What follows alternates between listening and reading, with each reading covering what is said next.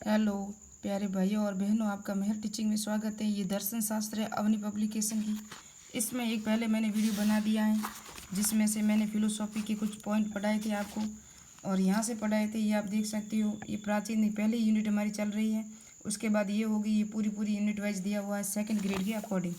तो हमने यहाँ से सारा पढ़ लिया है, और यहाँ से दर्शन के जो भी शब्द थे ना वो पढ़ लिए हमने, कि दर्शन शब्द की उत्पत्ति दृश्य धातु से हुई है। और फिलोसोफिया शब्द है ना, ये आप याद रखना, ये अंग्रेजी भाषा का शब्द है, न कि ग्रीक भाषा का शब्द है।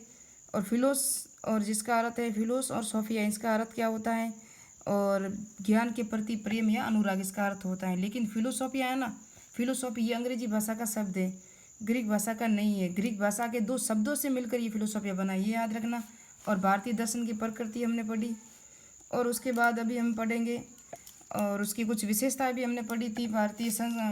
जो दर्शन है इसकी कुछ विशेषताएं भी हमने पढ़ ली है। नेक्स्ट वीडियो में अगर आपने नहीं देखा हो तो पूरा वीडियो देख लेना, जिसमें हमने कर्म भी पढ़ लिए। कर्म कितने प्रकार के होते हैं, तो कर्म 3 प्रकार के होते हैं, ये भी हमने पढ़ लिया। संचित कर्म, प्रारब्ध कर्म, संचयमान कर्म, ये भी पढ़ लिया है। भारतीय दर्शन के संप्रदाय भी हमने पढ़ लिए हैं, आस्तिक और नास्तिक संप्रदाय थे 2, वो पढ़ लिए। अब हम पढ़ेंगे भारतीय दर्शन के जो छठ दर्शन किसे कहते हैं। भारतीय दर्शन में छठ दर्शन किसे कहते हैं, और ये कितने होते हैं, तो 6 आस्तिक दर्शन होते हैं। लेकिन आपको ये याद रखना है नास्तिक दर्शन कौन से हैं। अगर आपको आस्तिक याद है तो नास्तिक को भी याद करना जरूरी है। आस्तिक को याद रखेंगे तो नास्तिक अपने आप याद रह जाएंगे, या नास्तिक को याद रखेंगे ना तो आस्तिक अपने आप याद रह जाएंगे। तो नास्तिक दर्शन 3 ही है, एक तो जैन धर्म, बौद्ध धर्म और चावाक, ये 3 है ना, ये नास्तिक है, बाकी सभी आस्तिक है। जो आस्तिक 6 दर्शन है ना उसको छठ दर्शन कहा गया है। तो ये आप देख सकते हैं इसकी विशेषताएं क्या क्या है। तो पहले ही दर्शन देखेंगे हम, न्याय।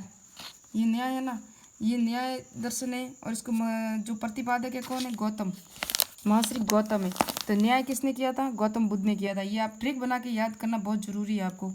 और फिर उसके बाद महर्षि गौतम का न्याय सूत्र ग्रंथ दार्शनिक प्रवृत्ति का प्रथम ग्रंथ माना जाता है। किसका, गौतम का, महर्षि गौतम का। 12वीं सदी में न्याय दर्शन को नया रूप गंगे उपाध्याय ने अपने ग्रंथ तत्व चितामणि में दिया था। किसने दिया था, गंगे उपाध्याय ने अपने ग्रंथ तत्व चितामणि में दिया था। फिर दूसरा है वैश्विक दर्शन। वैश्विक दर्शन है ना, इसके प्रतिपादक है महर्षि कणाद। कौन है, महर्षि कणाद है, इन्होंने वैश्विक दर्शन दिया था। और सांख्य दर्शन किसने दिया था, तो सांख्य दर्शन दिया था महर्षि कपिल मुनि। कपिल मुनि कौन थे, सांख्य दर्शन के प्रतिपादक थे। सांख्य दर्शन छठ दर्शनों में सबसे प्राचीन दर्शन कौन सा है, तो सांख्य दर्शन है, ये याद रखना। योग दर्शन आचार्य पंतजलि ने दिया था योग दर्शन, और इनको तो महत्वपूर्ण है, क्योंकि इनको याद रखना इसलिए अनिवार्य है क्योंकि इनके भारत में इस दर्शन की महत्ता ऐसी रही है कि वर्तमान में यूएनओ में 21 जून को अंतर्राष्ट्रीय योग दिवस के रूप में घोषित किया गया है। तो ये वेरी इंपॉर्टेंट है। पंतजलि ने कौन सा दिया था, योग दर्शन। सांख्य कपिल मुनि, और न्याय गौतम बुद्ध, और वैश्विक महर्षि कणाद। ये इंपॉर्टेंट, इनको अच्छी तरह याद रखना। उसके बाद हम देखते हैं 5वां जो है हमारा दर्शन छठ दर्शन में आता है, वो है मीमांसा दर्शन। क्या आता है, मीमांसा दर्शन। आप देख सकते हो ये मीमांसा दर्शन है, ये मीमांसा दर्शन है। इसके प्रतिपादी कौन है, जैमिनी है, और हमारे मामा कौन थे, जैमिनी। इसी तरह ट्रिक बना के आप याद रख सकते हो। तो मीमांसा दर्शन में वेदों और धर्म की व्याख्या की गई। किसकी, वेदों और धर्म की व्याख्या की गई, किसमें, मीमांसा दर्शन में। और वेदांत के कौन है प्रतिपादक, तो आचार्य वादरायण। कौन है, वादरायण। और वेदांत से व से वेदांत, वे से वादरायण, ऐसे भी ट्रिक बना सकते हो। जिस तरह हमने बनाए थे, हमारे मामा कौन है, जैमिनी। उसी तरह हमने बनाया था एक और योग पंतजलि का कौन सा था, क्योंकि योग दिवस, ये तो हमको याद ही रह जाएगा।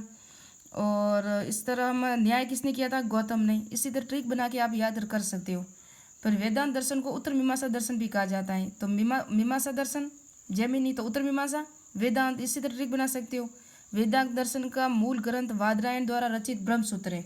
ये एग्जाम में कई बार आया हुआ है, ये मोस्ट इंपॉर्टेंट रख देना, क्योंकि ये एग्जाम में आया हुआ है कि ब्रह्मसूत्र किसका ग्रंथ है, तो वादरायण का है, जिन्होंने वेदांत दर्शन दिया था। वेद, अब पढ़ेंगे हम वेद कितने हमारे, तो 4 हैं। लेकिन इनके वेदों के भाग कितने, 4, इनको भी अच्छी तरह याद रखना। वेद विश्व साहित्य में सबसे प्राचीनतम लिखित और विश्वसनीय प्रमाण है। वेद का अर्थ क्या है, ये तो हम सबको पता है, ज्ञान या जानना। वेदों का वर्गीकरण किसने किया था, तो महर्षि वेद व्यास ने किया था। वेदों को ईश्वर की वाणी भी कहा जाता है। वेदों को ज्ञान की राशि के भंडार या संग्रह भी कहा जाता है। वेदों को भारतीय दर्शन और धर्म का प्रमाण भी कहा जाता है।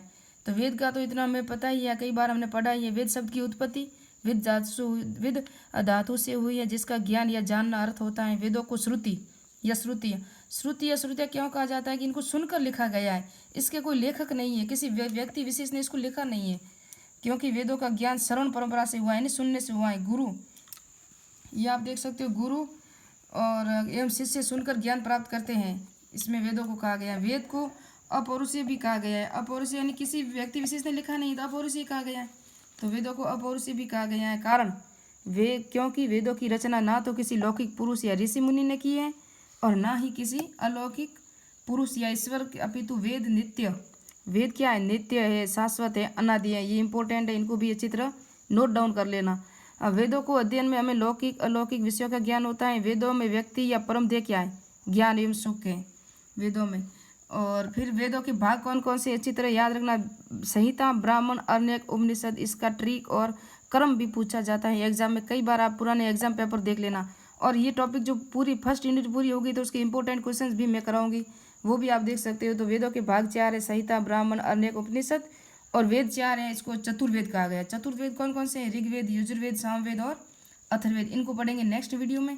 यहाँ तक आपको याद रखना, इंपॉर्टेंट बता दिया, छठ दर्शन बता दिया, वेदों के 4 उपभाग बता दिए और छठ दर्शन के प्रतिपादक भी बता दिया। तो मिलते हैं नेक्स्ट वीडियो में।